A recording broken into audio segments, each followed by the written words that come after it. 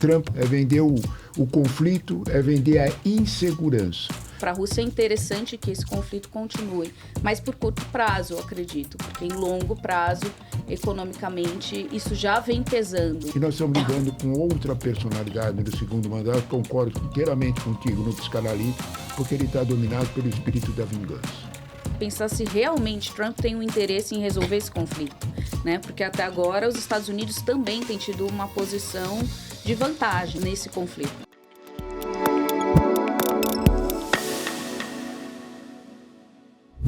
Olá, muito bem-vindos ao Dois Pontos.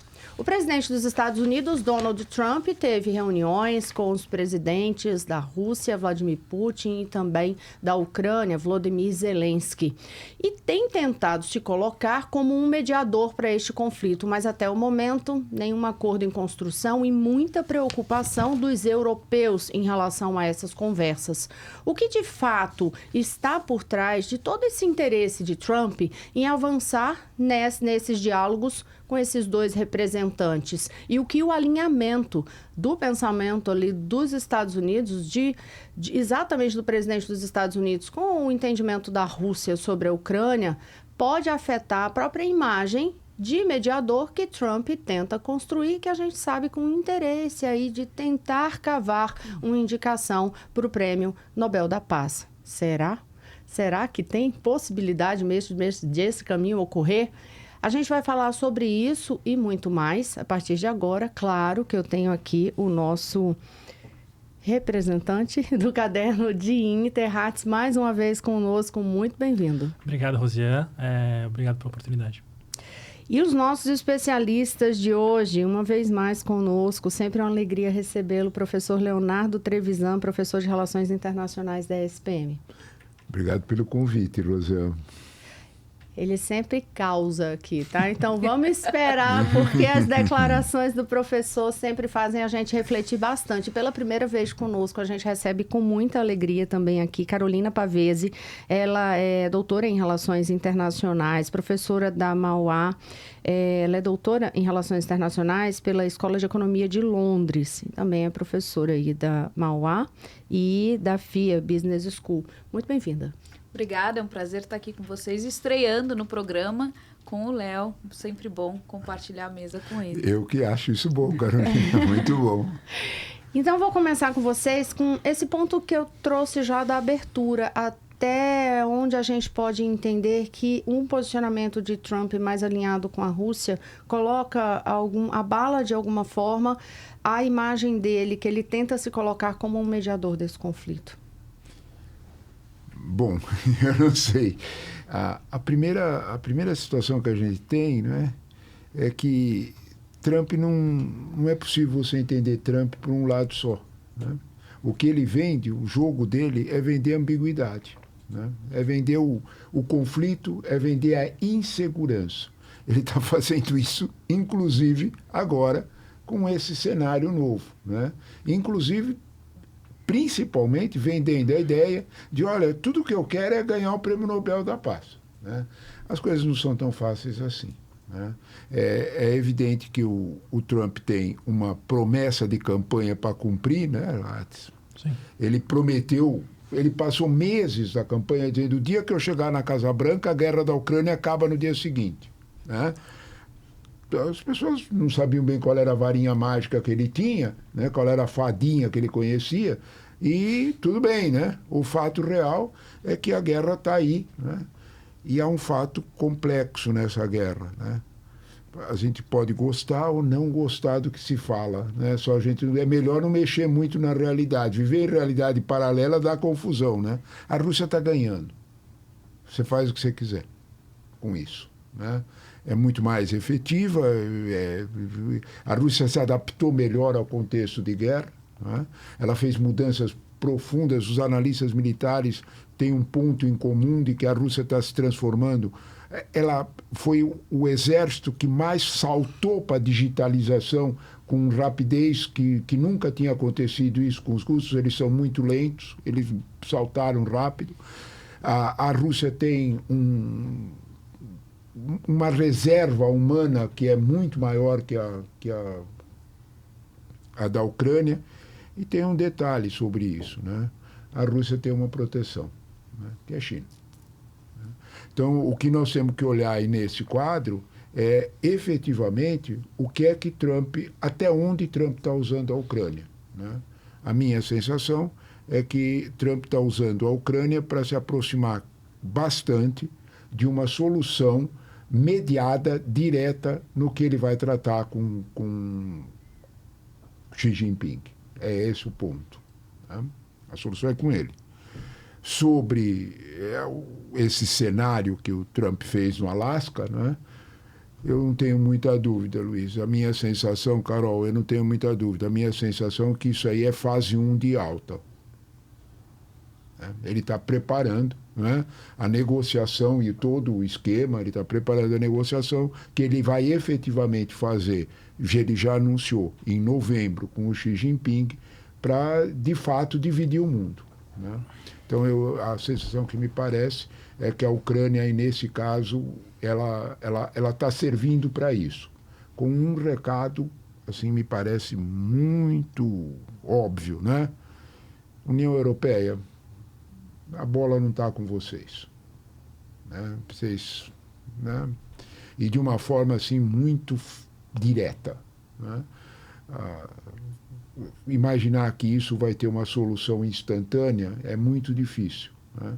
A Rússia está avançando, não tem interesse nisso e já percebeu que quem precisa mais do acordo é o Trump do que eles.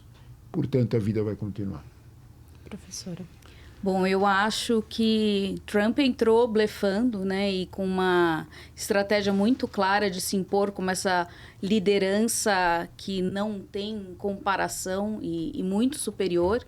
E acho que ele esbarrou, a gente vê isso no protecionismo comercial e na questão de defesa, e acho que ele esbarrou em dois líderes que batem de frente com ele na mesma altura. Primeiro, Xi Jinping, na agenda comercial, a gente viu isso com o tarifaço, né, uma retaliação imediata da China na mesma altura, o que fez com que Trump recuasse sem negociar um acordo comercial com a China, porque a ideia do tarifaço era impor tarifas para depois ter acordos, né, ter um poder de barganha para acordos, então primeiro isso com a China.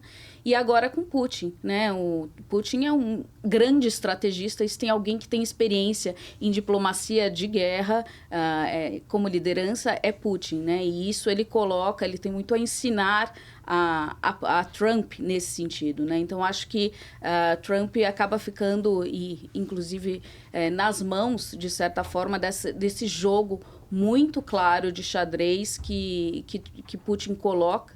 E tem agora no Alasca, ficou clara essa estratégia de Putin de insistir numa possibilidade do acordo com demandas que, evidentemente, são demandas, principalmente com cessão de territórios, que a Ucrânia jamais vai concordar, né? Mas a estratégia é convencer Trump de que o Putin está aberto à negociação e que tem uma agenda clara, e colocar nesse cenário como quem está sendo inflexível o Zelensky, né? Porque o Zelensky não aceita, a ponto de Trump se sentir já cansado do Zelensky recusar todas as propostas de Putin e acabar falando que Putin, na verdade, está disposto, e quem está dificultando a possibilidade de uma negociação é Zelensky. Mas isso é uma grande manipulação de Putin para poder estender essa guerra, né? O Trevisan colocou uma vitória até agora da Rússia, mas com um custo econômico também muito alto, né? Então, a questão também é, se essa guerra se estender por muito mais,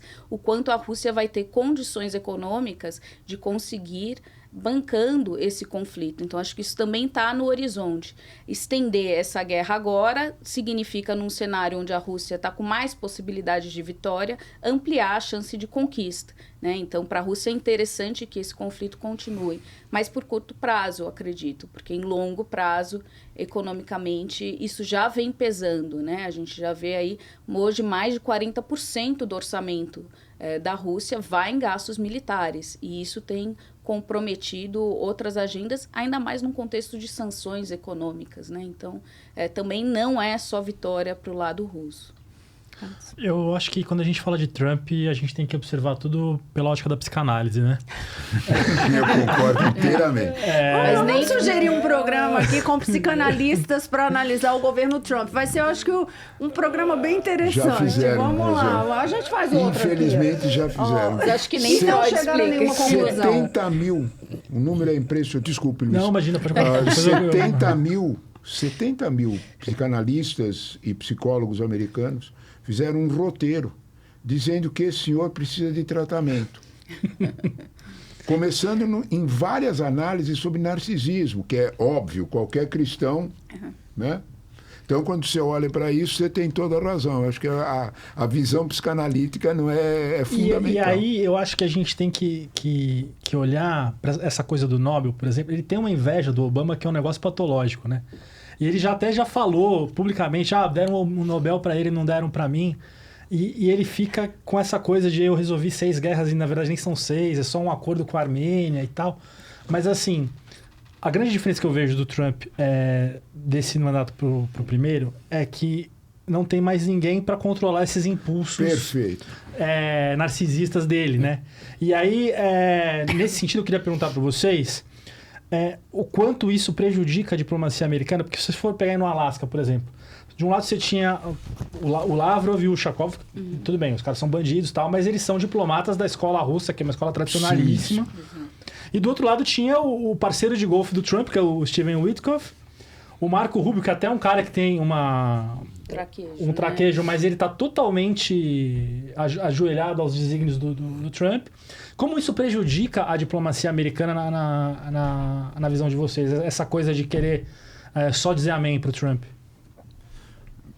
Bom, primeiro de tudo, eu acho que, né, Luiz, há uma perspectiva, né, sobre o que é de diferente do primeiro para o segundo mandato.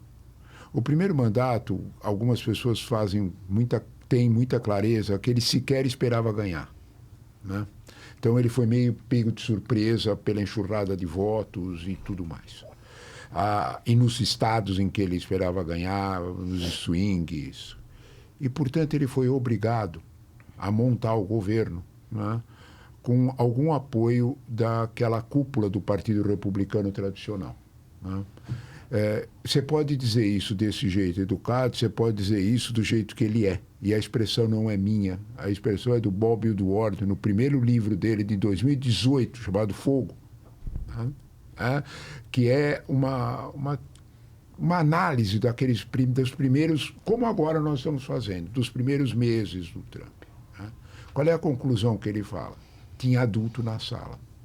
É isso. Tinha alguém que freava a Trump. As primeiras 20 páginas do livro do Bob Woodward, o cara do Watergate, né? Só para a gente lembrar, né? As primeiras 20 páginas ele conta o episódio envolvendo o general Joe Mattis, né, em que o Trump estava falando com o embaixador dos Estados Unidos na Coreia do Sul, se irritou na conversa, desligou o telefone abruptamente, chamou a secretária e ditou um decreto tirando os 29 mil soldados da Coreia na semana seguinte. Uma coisa de uma insanidade completa, tudo, porque aí Coreia não é só Segunda Guerra Mundial, né? Coreia, é Vietnã, é uma série de coisas, né? O general Joe Mattis tomou uma providência. Chamou o oficial de gabinete e disse: hoje, quando o presidente sair, você não mexe na mesa dele. Não põe a mão na mesa dele. Quem vai cuidar sou eu. O cara bateu continência, tudo bem. O Joe Mattis esperou todo mundo sair de Salão Oval, pegou aquele decreto, foi na máquina de triturar, triturou. No dia seguinte, às 10 horas da manhã, como ele conta, o Woodward conta no livro, depois de assistir o programa da Xuxa, que ele gostava na época de assistir o programa da Xuxa americana, ele chegou no Salão Oval e aquilo ficou... Elas por elas. Elas por elas. Ele não lembrava. Nós estamos lidando com esta personalidade no primeiro mandato e nós estamos lidando com outra personalidade no segundo mandato. Concordo inteiramente contigo no psicanalítico, porque ele está dominado pelo espírito da vingança. Esse fato não é indiscutível. Eu vou lembrar um nome, por exemplo, Mike Pompeo. Como é que você pensa? Toda a importância que tinha Mike Pompeo na definição do xadrez geopolítico, de direita, inclusive. Sim. O próprio Bolton, né? O próprio Bolton, que agora está sendo investigado pelo FBI. Um negócio... Sim. A Pastel está investigando o Bolton.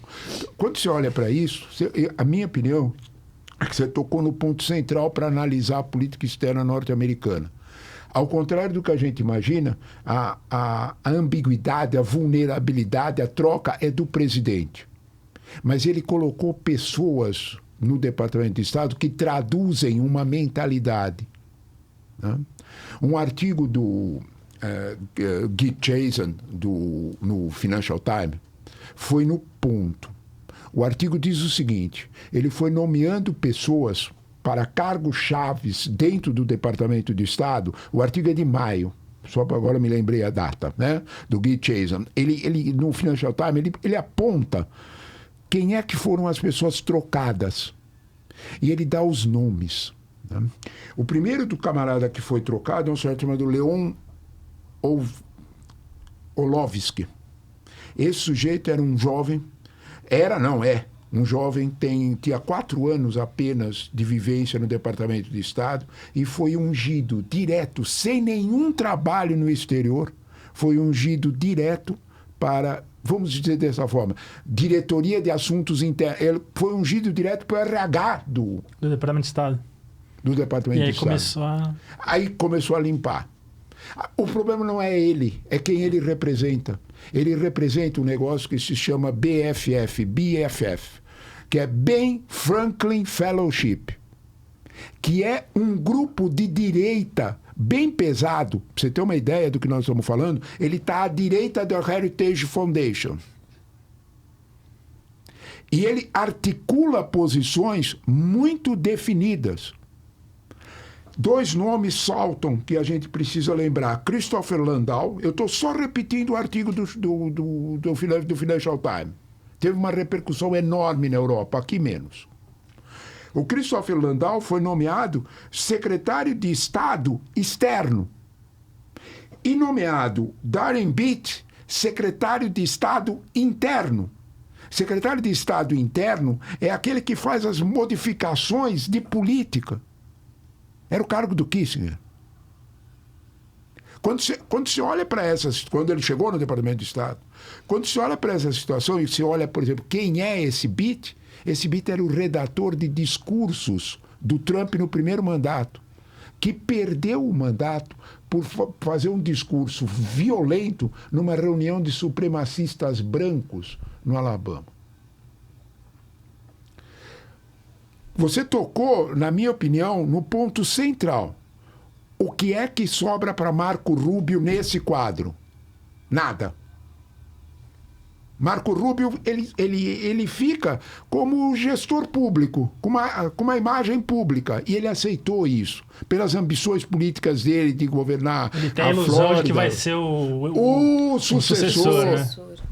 Né? É melhor ele assistir House of Cards. Né? Porque o Frank Underwood também chegou pela Secretaria de Estado. Né? Então, quando a gente olha para esse quadro, o que a gente vê é uma política norte-americana voltada, amalgamada, Luiz, com interesses de política interna nos Estados Unidos. E interesses ruins, interesses complicados, interesses que misturam supremacia branca com decisões. Sabe quem é que percebeu isso com muita clareza? Xi Jinping e Putin. Com muita clareza.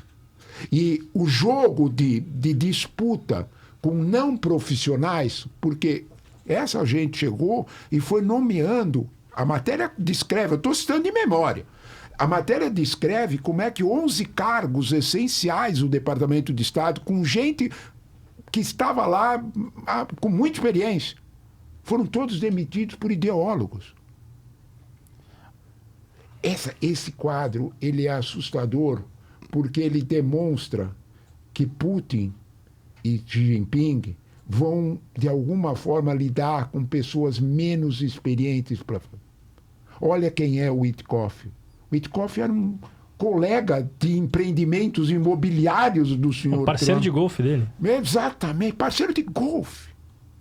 Mas aí a gente volta para a questão do profissionalismo, né, da diplomacia e do quanto chega em alguns momentos onde isso não basta, né? Esse aparelhamento, ele não basta. Quando você precisa discutir e dialogar com Putin e com Xi Jinping, você não vai conseguir colocar o seu parceiro de golfe para fazer isso. Então eles vão jantar o Trump, que é o que tem acontecido, né? Você tem você tem tanta razão, porque Trump confia exclusivamente na sua lógica de intuição. Eu chego lá e resolvo o problema. Que é mais uma característica. Que é mais uma É mais uma característica da doença. Né? Quando nós olhamos para esse quadro, nós estamos vendo os Estados Unidos, de alguma forma, preso, né? Mas Há acho uma que- mecânica interna que é muito perigosa. Mas aí acho que uma questão importante também é pensar se realmente Trump tem um interesse em resolver esse conflito, né? Porque até agora os Estados Unidos também têm tido uma posição de vantagem, né, nesse conflito. Primeiro que não toca a eles, segundo que a gente tem a Ucrânia completamente comendo na mão de Trump, né, inclusive cedendo terras raras, o que o Trump colocar de condição para esse apoio, cada vez que Trump também acorda meio azedo e vai lá e pede coloca, inclusive terno, né? Exigiu até que o Zelensky mudasse a vestimenta dele e aparecesse de terno na frente de Trump, porque com aquele cabelo, aquele bronzeamento, ele liga muito para a estética. Mas, de qualquer forma, a gente vê o Zelensky completamente rendido. A União Europeia foi lá para fazer papel de besta, né? Assim, porque a gente teve também nessa reunião com o Zelensky a von der Leyen, da Comissão Europeia, Macron, Alemanha, Meloni, Itália, e ali também aplaudindo e endossando o que o Trump tentava discutir com o Zelensky para mostrar que a União Europeia também está participando, quando na verdade não está participando dessas negociações. A Ucrânia, né? não, eu concordo, mas a Ucrânia, ela é apenas e tão somente a forma de dar um grande recado para a União Europeia. Ah, sim, exato. A União Europeia, e aí o processo é mais complexo, né? Talvez a gente tenha que olhar como é que esses ideólogos nos Estados Unidos olham para a União Europeia. E olham para a União Europeia como algo que passou da conta no multilateralismo. Tudo que eles imaginam de errado a União Europeia está fazendo, ou fez. E eles vão encostar a União Europeia na parede. A guerra da Ucrânia, ela foi feita, muita gente já relaciona isso, né? A guerra da Ucrânia foi feita para conter o desenvolvimento alemão. E conteve, porque a energia barata que chegava com o petróleo russo em certas épocas do ano, 30%, 40% mais barato, definia a exportação. E a Alemanha está do jeito que está, né? A Alemanha 3 anos de contração. Quando a gente olha para esse quadro, a gente tem uma ideia melhor de que esse pensamento muito conservador dentro dos Estados Unidos vê a União Europeia obrigada a abandonar o seu projeto de bem-estar social. É disto que nós estamos falando.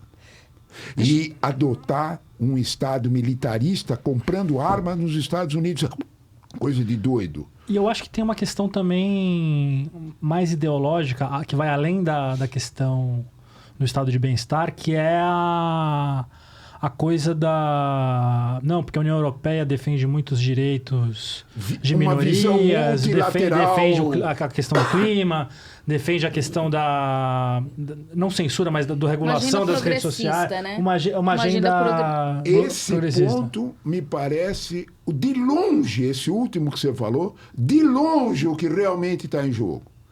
Porque quando a gente fala de Trump, nós temos que entender que a grande diferença entre o primeiro e o segundo mandato... É quem está botando dinheiro, né? É quem está pondo dinheiro, 1. E 2, quem é que pôs a cara? Os 6 estiveram lá para todo mundo ver. Aquele pudor que a empresa, que toda a companhia petrolífera tinha de ficar quieta, a Big Tech não tem nenhum. Se pôs lá, e a grande promessa para Trump é isso que você acabou de falar: nenhuma regulamentação. Porque se você regulamentar, você não pode monetizar. Se você monetizar, você acaba o discurso de ódio. É esse o ponto.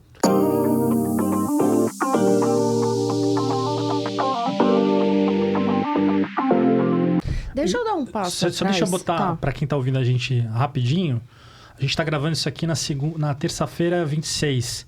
Do 25 pro 26, o Trump ontem à noite ameaçou quem tiver ou taxando ou regulando grandes redes sociais, que os Estados Unidos vai botar uma tarifa astronômica. E é o caso da Europa. É uma discussão que está acontecendo aqui no Brasil também, então é importante, só para Que contextualizar. já sinaliza que o tarifaço brasileiro tende a continuar, se não aumentar, né? Exatamente. Também nota de rodapé, mas...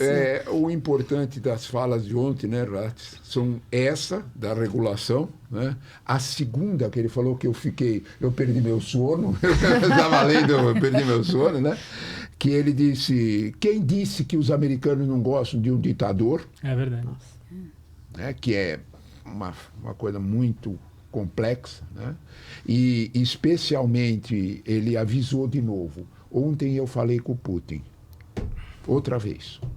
Quer dizer, as ligações com Putin, elas seguem off the record. Né? Depois eu quero dar um passo atrás para discutir ainda essa abordagem que se faz de que a Rússia já perdeu a guerra da Ucrânia, mas já que o senhor falou de novo sobre essa questão de conversa de Putin e Trump, deixa eu saber de vocês dois. Vocês conseguem ver algo de colocar Venezuela no meio dessa discussão de Putin e Trump? Porque, assim, em relação à Ucrânia, não avançou nada até agora. Teria algum pano de fundo de interesses aí da Venezuela? Carol, Logo essa primeiro. Joguei eu aqui posso um tempo responder. agora, né? Mas, enfim... Acho que na relação da Rússia com a Venezuela, bom, tinha, né, um vínculo maior, que agora a Rússia também está muito voltada para a sua agenda e muito interessada também nos potenciais apoiadores de peso que ela vai ter, né? Ela não está em condições de vir resgatar ninguém, como seria em tempos atrás, talvez ela teria se manifestado nesse sentido no caso da Venezuela. Então, a Venezuela não é uma questão para a Rússia central, né? E agora as tensões, inclusive, se voltam para essa aproximação que já dura com a Índia, com a China, que inclusive tem levado China e Índia a se aproximarem a partir dessa retaliação americana também para tentar sempre isolar, né? A tentativa americana é sempre isolar Putin para que ele consiga negociar com Putin sozinho, sem que Putin tenha o apoio dos principais rivais americanos. E nesse caso a União Europeia também não é. Então acredito que a Venezuela agora não entre para a Rússia, não, né? Certamente faz tudo parte desse plano, que não há um plano claro, mas enfim, desses desvaneios de Trump, onde há uma linha clara incendiária, né? Uma política externa incendiária.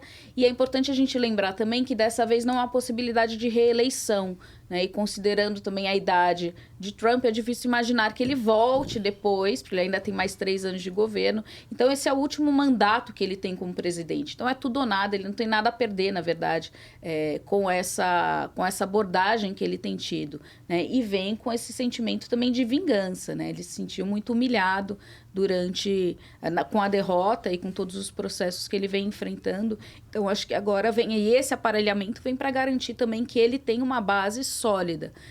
Mas voltando, acho que essa relação ela não chega a ser posta à Posso mesa dar uma- no meio dessa sobre discussão. Venezuela, eu não sei. Eu ia dar um pitaco, porque o setorista de Venezuela, em mim, me fez lembrar uma coisa, que é o seguinte.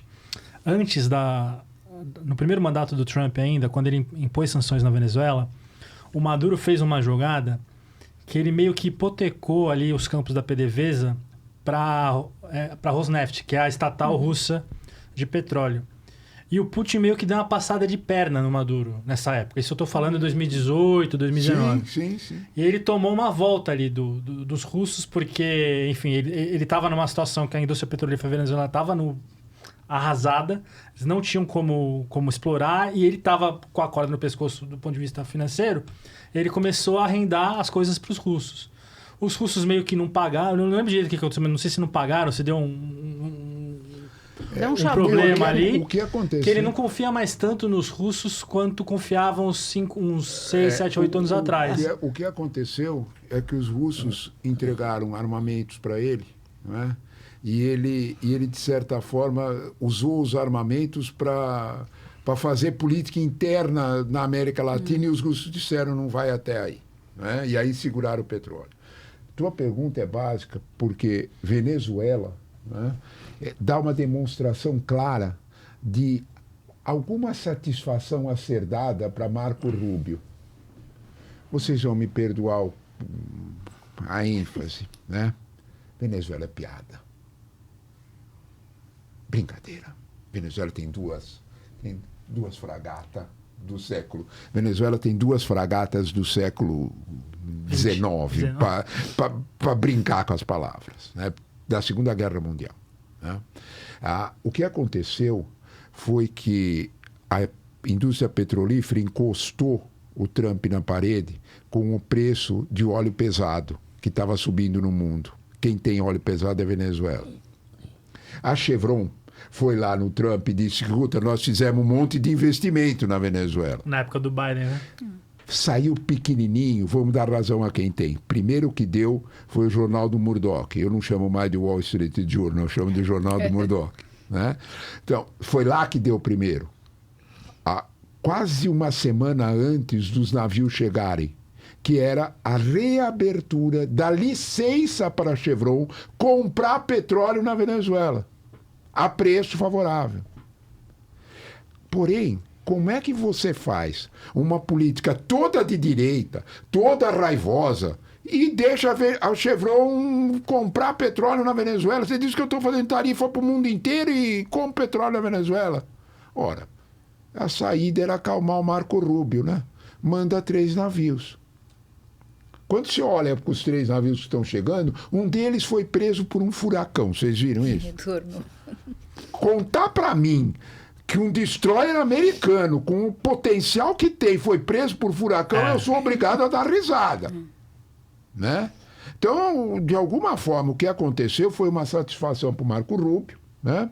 E tapar o buraco de que a indústria petrolífera cobrou seu preço. E aí teve que fazer com Venezuela. A Venezuela, no quadro do latino-americano, né, ela vai ficar cada vez mais isolada. Vamos olhar direitinho para o que disse o Peter Rexett, um pouquinho antes da folia com o Lula. Né? Eu vou pôr ordem no meu quintal. Falo isso com todas as letras. Né? Se você olhar para o mapa político latino-americano, o mapa político latino-americano está indo para o lado do Milei, não está indo para o lado do Maduro. Olha a Chile, olha a Bolívia, olha a Colômbia. Sim. Espera a eleição no Chile e você vai pôr a mão na cabeça. A Colômbia também. A Colômbia também. O Petro é uma piada, né? Exatamente. O Petro é uma piada, com todos os problemas que tem. A eleição no Chile, o Katz, que é o bastante provável, é melhor a gente não fazer perguntas sobre as origens do Katz. É melhor não se falar sobre isso. Né? Então, nesse quadro, a Venezuela vai ficar absolutamente isolada, trancada, né? E segura pelo um pininho de proteção que não é o do Putin, é China. E tem uma questão também, ainda só para arrematar a Venezuela, essa questão do petróleo, a gente vê dentro dos Estados Unidos, por conta das tarifas e por conta do cerco aos imigrantes ilegais, uma situação econômica muito perigosa. Porque a tarifa tende a aumentar o preço das coisas. Sim. E o cerco aos imigrantes tende a enforcar a oferta de mão de obra. Sim. Nesse cenário, se o preço do combustível sobe, claro. Ele está... Não chega não nem vou usar um perto palavrão aqui, mas ele está bem... Ele está bem atrapalhado. Bem atrapalhado. Eu só para fechar também esse ponto, algumas pessoas já começam a levantar, né? Alguns estudiosos levantando assim, de que se não entraria à mesa, claro, é uma grande aquela cabeça de Trump que ninguém consegue entender exatamente o que tem de ideia além do próprio narcisismo, mas assim, se não teria dentro da conversa com o Putin justamente algum pano de fundo para costurar algo com a Venezuela. Então, por isso que eu trouxe o assunto à mesa, mas enfim, a conversa vocês com o Putin, querida, a gente precisa pegar, Rosiane, com o que ela realmente foi. Né? E foi alguma coisa de fato? Ela foi uma rentrée, como diriam os franceses educados. Né? Abriu as portas e disse volta. Outro dia, brincando com os meus alunos, né? Eles falaram, do G7. Eu falei, bom vocês lembrarem. O G7 era G8. G8. Com Putin. Sabe quem é que foi se conversar? É uma reabilitação, Sabe né? quem? Exato. Sabe quem foi conversar no Alasca? Não foi Putin, porque provavelmente eles falaram de coisas que as senhoras não podem estar presentes. Então é outra coisa. Né? O que teve realmente ali foi o encontro do Ulyanov, ministro das Finanças russo, com o Bessel, para articular a fase 1 de como que a Rússia vai voltar. Vocês deram uma matéria no Estadão de primeira linha sobre a fragilidade das sanções. Nada. Zero. A matéria é brutal. Você, ponto a ponto. Agora eu esqueci, a juventude faz falta, eu esqueci do nome do autor. É com J. Já a gente lembra dele. Vamos lá, a gente vai pôr na transcrição do vídeo. Produção, nos ajude, coloca aí na transcrição do vídeo. Porque, já o na nosso verdade, link. quando a gente olha para isso, não é? Putin foi combinar a sua volta. Sim. E preparar. E se a gente acha que a extrema-direita americana não tem suas ambições, sua lógica de xadrez, eles imaginam acariciar o Putin para ver se separa o Putin do Xi Jinping. Para isso eles precisavam ter um Kissinger. Eles não têm. Então, não sei, Luiz, eu penso que o Alasca foi fase 1 da verdadeira e alta que virá, e uma tentativa de aproximar Putin com muitas utilidades. Putin é o fantasma ideal para colocar a Europa na coleira. Isso não há dúvida nenhuma. E ele tem os fantasminhas dele colocados em cada lugar ali da Europa, né, cara? Sim! Tem na França, tem a Le Pen. Tem o FD na Alemanha.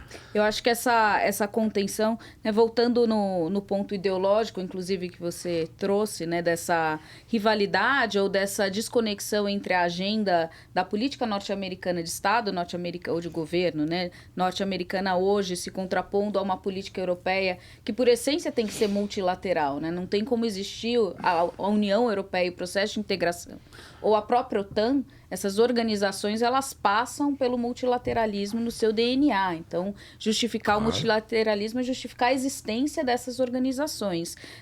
E tem essa agenda progressista, uma agenda de sustentabilidade que está muito alinhada com uma questão de segurança energética, no caso europeu. Eles não sobrevivem dependendo só de petróleo e carvão. Então, essa inovação, ela não é só uma questão altruísta de pensar num planeta, mas tem essa questão de sobrevivência econômica do país, né, da região, mas o que a gente vê de proximidade também é esse alinhamento das políticas que Putin já vem há muito tempo implementando dentro da Rússia, que também vão numa linha muito de extrema-direita, né? De perseguição à comunidade LGBT, perseguição a jornalistas e tal. Então, um cerceamento de vários direitos civis que vão muito dentro do que o Putin também, do que o Trump está fazendo domesticamente. Então, há já há muito tempo essa parceria, inclusive uma agenda obscura que se especula muito, inclusive se Putin teria informações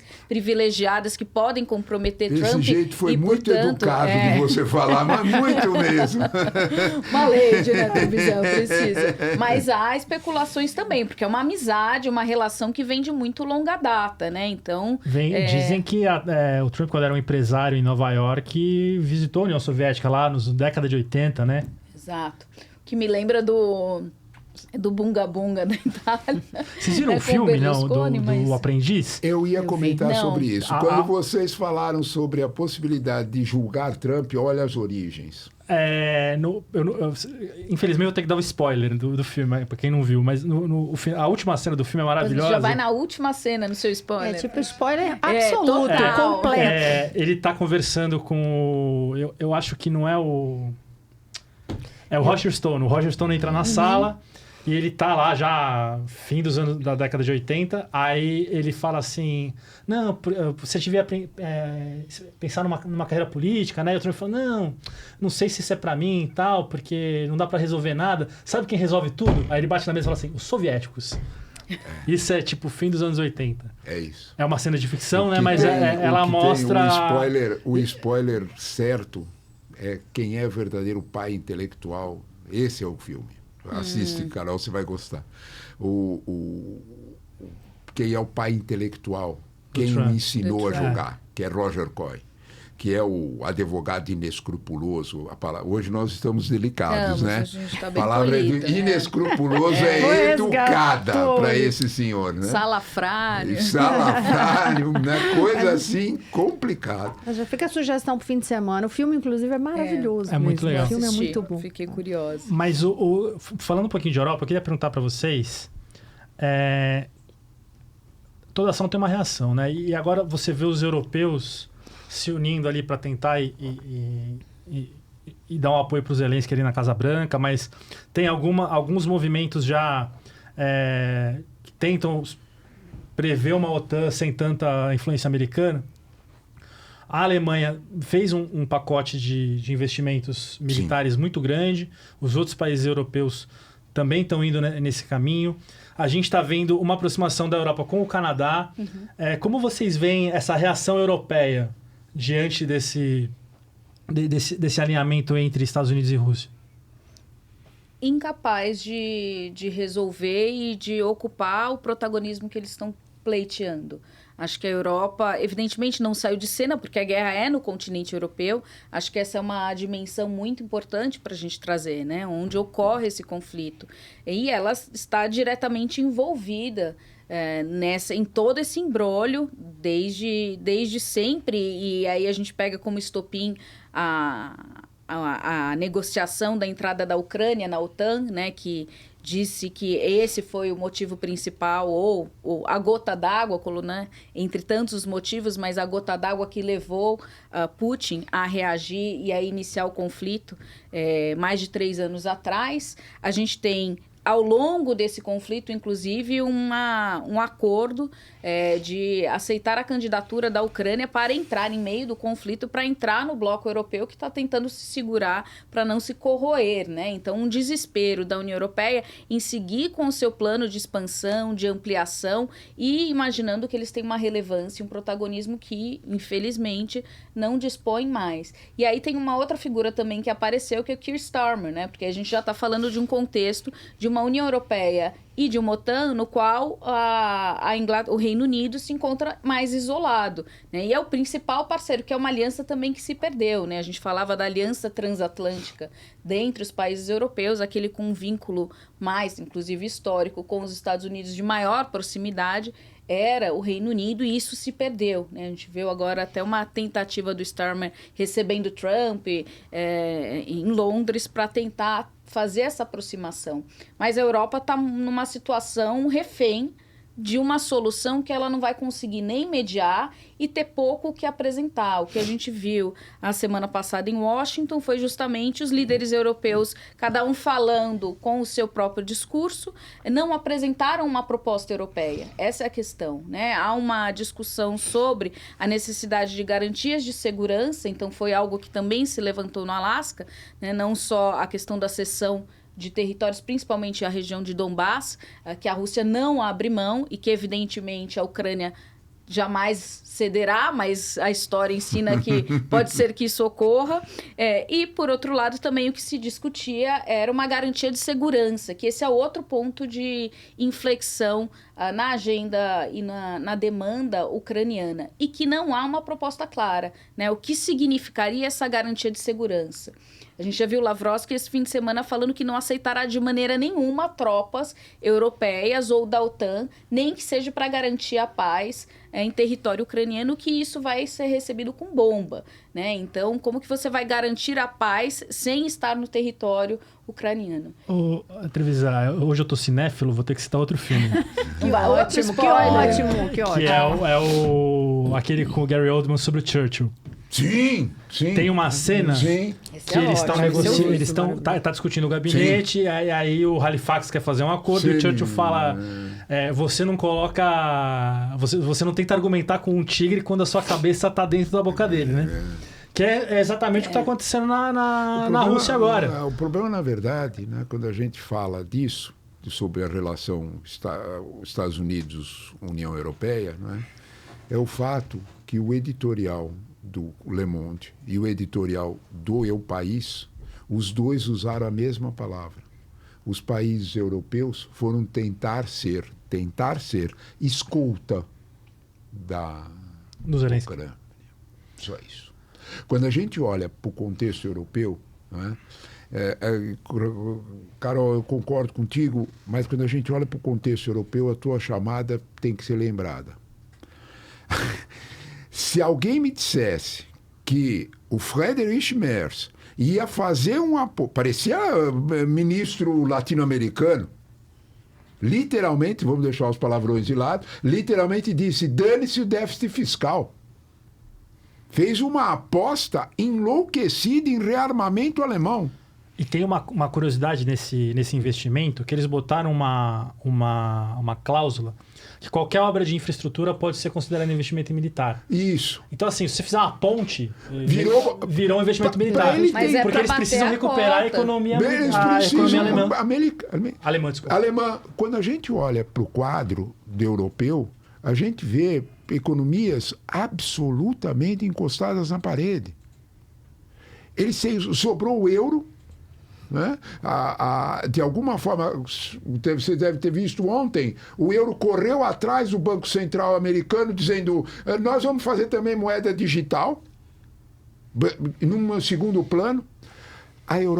Sobre a Europa, sabe aquele Yuri Ushakov, que é o atual conselheiro mais forte do Putin, né?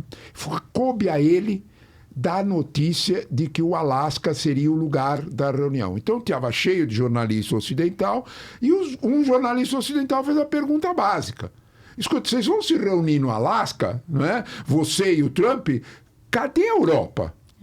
O Ushakov saiu da linha, um diplomata experiente, foi embaixador na ONU, saiu da linha e respondeu com toda a sinceridade: a Europa é insignificante. Foi manchete no Le Monde. Quer dizer, quando você olha para a realidade europeia, até o final dos anos 90, início dos 2000, lançamento do euro, a gente usava uma palavra muito comum sobre a Europa, que era muito, muito forte. A Europa é um gigante econômico e um anão militar. Cobrou seu preço. O anão militar cobrou seu preço. Quando a gente olha, de algum modo, para a relação estabelecida com a Ucrânia e a impossibilidade da Europa sustentar a Ucrânia militarmente, é impossível. Porque a indústria de exportação armamentista alemã é pesada, mas não é efetiva, não é indústria de combate. E a Alemanha não conseguiria fazer o que a Rússia fez.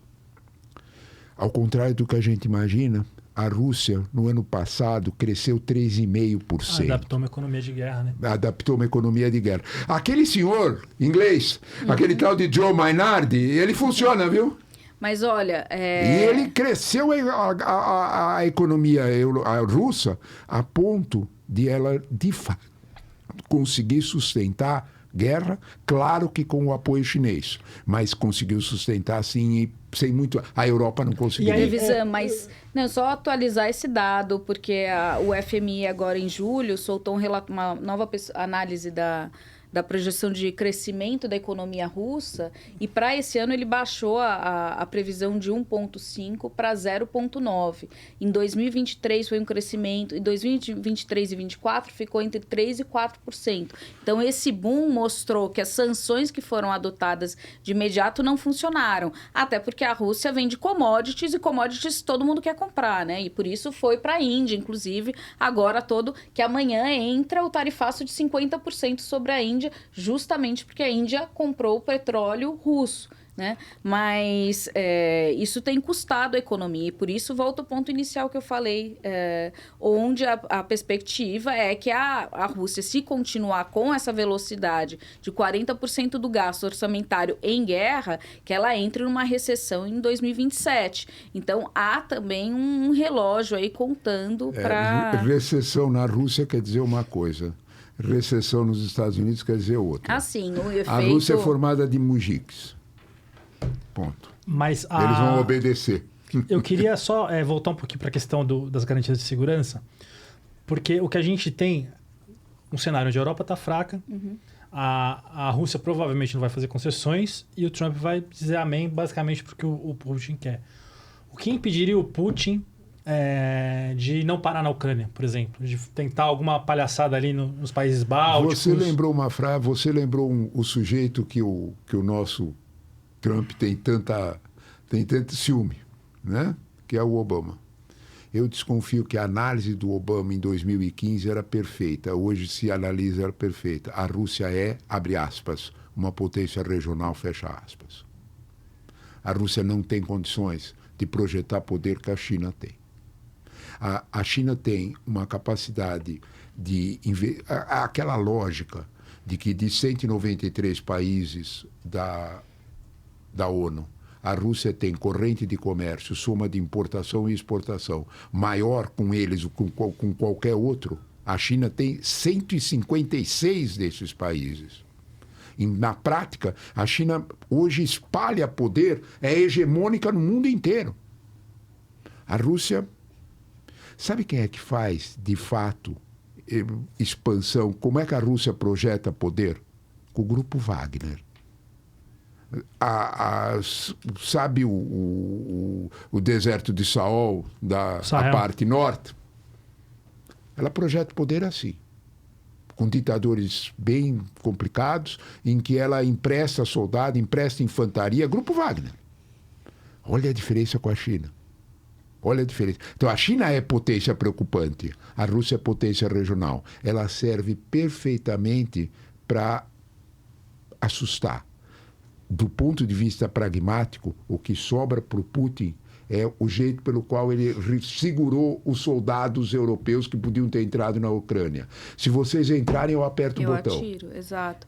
Porque assim, os países do leste europeu já estão num outro, fazem parte da OTAN, fazem parte da União Europeia, e muitos deles, inclusive, a gente vai pegar aí o Orbán, né, tem da Hungria, conseguem ter um diálogo, inclusive, com Putin. Há um alinhamento muito mais claro, muito mais próximo dessas figuras com Putin do que com Bruxelas, né? Então, a Polônia também. Então, assim, politicamente já é possível ter essa aproximação, né?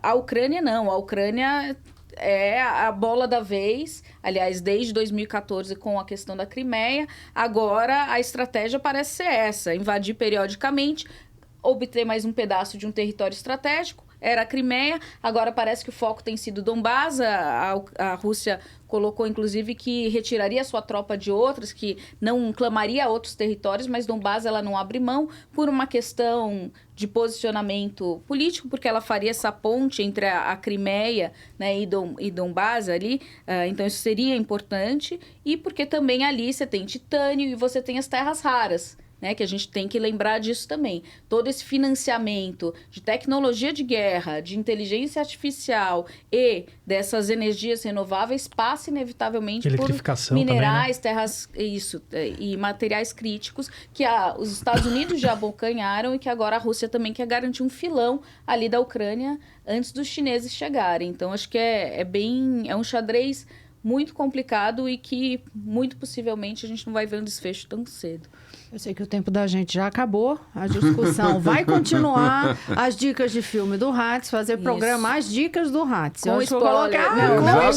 Dá todos os spoilers. E só sugerir um filme bom, vale ressaltar. Mas eu queria, assim, que vocês fizessem umas considerações finais sobre o tema, até jogando luz de para onde vai tudo isso, que se é que é possível conseguir jogar essa luz. Seria um canhão de luz tão longo, né?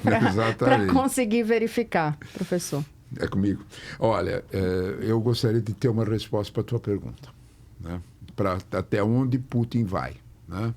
Eu temo que Putin tem muito mais utilidade como fantasma do que como realidade, né? É um fantasma que serve perfeitamente para os objetivos políticos eu tenho chamado de supremacistas ideológicos da política externa americana, né?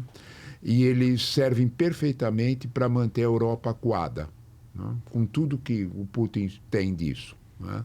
Imaginar que o Putin possa avançar para outros territórios. É claro que a gente tem que entender também a mente russa, né?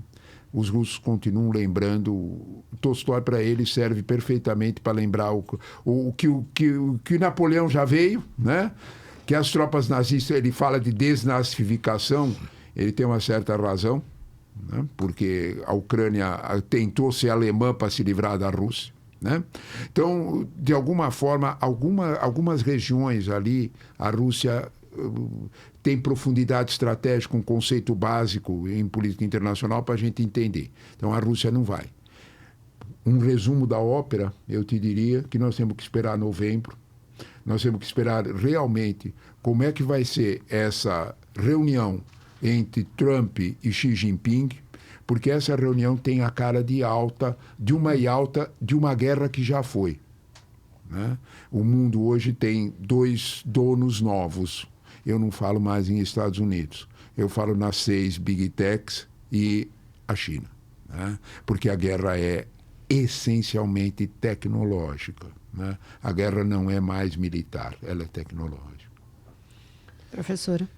Bom, eu concordo com... Primeiro, a gente não vai ver uma finalização, nem um acordo sendo concluído em curto prazo. Isso ainda vai se estender por muito.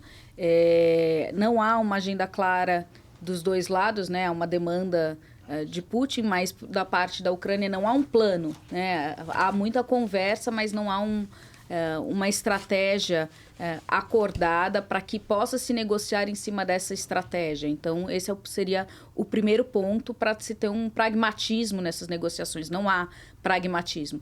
Concordo plenamente, a Europa está completamente rendida aos Estados Unidos. Do ponto de vista de segurança, ele conseguiu acabar, né, com o que restava de diálogo e de uma relação mais equilibrada. E isso coloca a Europa cada vez mais vulnerável e deixando de ser um ator tão importante quanto já falo no passado, nas relações internacionais.